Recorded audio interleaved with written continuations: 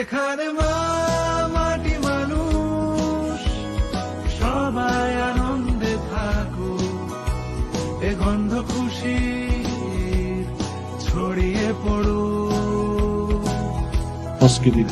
সাংস্কৃতিক যে কেন্দ্রের যে কাজগুলো, যেমন আমাদের নাট্য সংস্থাকে আরো বড় জায়গায় আনতে চাইছি।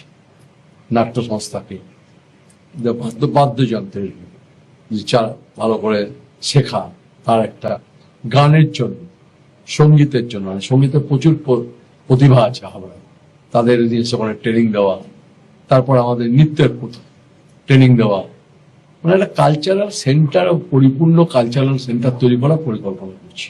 এছাড়া একটা কলতান হল করেছি। হলটা ছিল পুরোনো হল ছিল, সে হলটা প্রায় আমরা 2.5 কোটি টাকা ইনভেস্টমেন্ট করে সেটাকে আমরা খুব অত্যাধুনিক হলে রূপান্তর করেছি। সেখানে তার গেট ফেট এখন সব তৈরি হচ্ছে এবং সেখানে আমি চাইছি যে একাঙ্ক নাটক হোক, এইগুলো আমাদের খুব প্রয়োজন।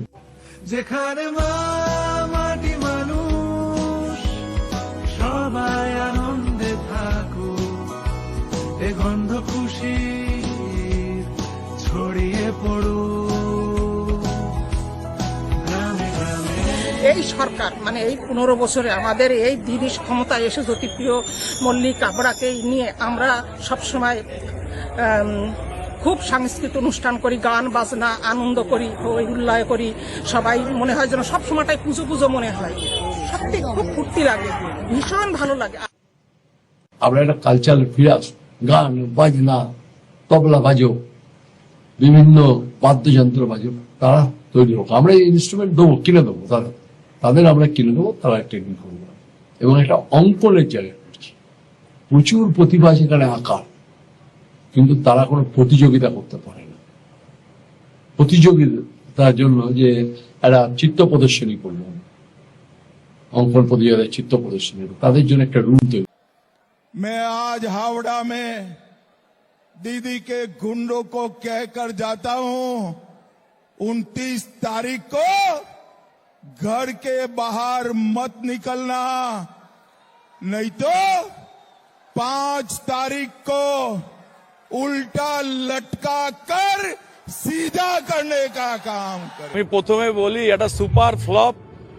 একটা মিটিং এ দাঁড়িয়ে ভারতবর্ষের সবচেয়ে বড় গুন্ডা অমিত শাহ আর পাশে একটা গুন্ডা যেটা বনগা থেকে নিয়ে এসে যাকে ক্যান্ডিডেট করেছেন তাকে রেখে উনি হুঙ্কার দিচ্ছেন হাবড়ায় জিতবে তৃণমূল কংগ্রেস, ও 4 তারিখে রেজাল্ট বেরোবে, তারপরে দেখা যাবে। তো সেই দিনকে অমিত শাহর কাছ থেকে উত্তর জেনে নেব যে হাবড়ার মানুষ যখন 40 থেকে 50,000 ভোটে জ্যোতিপ্রিয় মল্লিককে জিতিয়ে দেবেন, সেই দিন কি বলবেন আপনি?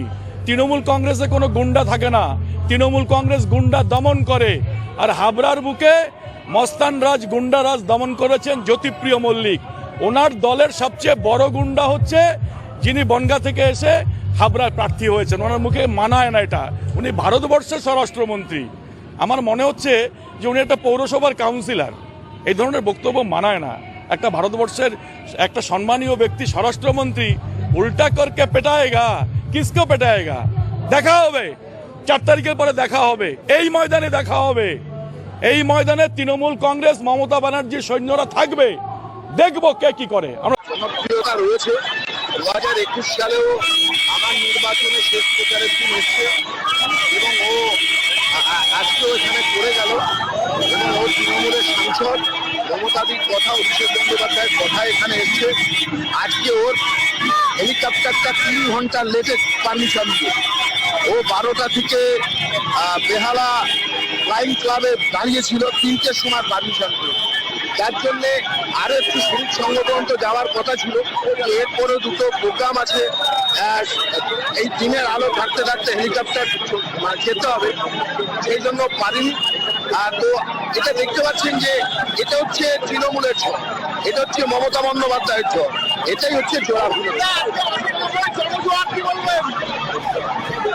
এটা মমতা ঝড়, এটা তৃণমূলের ঝড়। এই যে বাংলা বাঙালিয়ানা বাঙালিতে এই যারা বর্গী হামলা করতে বহিরাগত, তাদের আজকের উপস্থিতি জানান দিয়ে যায় যে তাদের বাংলায় ঢোকা নিষেধ। প্রথমে আমি কিভাবে ক্ষমা চাইবো সেটাই বুঝতে পারছি না, কারণ আমিও 10টা থেকে ওয়েট করছিলাম এখানে আসার জন্য, কিন্তু হেলিকপ্টারের পারমিশন পাইনি টেক অফ করার জন্য। তো সেই জন্য যা হয় 3-4 ঘন্টা আমিও বেহালা এয়ারপোর্টেই বসেছিলাম। একটু মানুষের সঙ্গে কথা হচ্ছে যে যেইভাবে আমি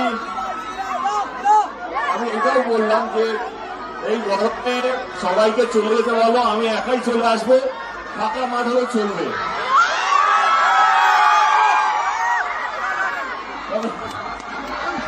আমি রিপিট করবো যে না, কেউ যেতে চাইছে না, কিন্তু এই গরমে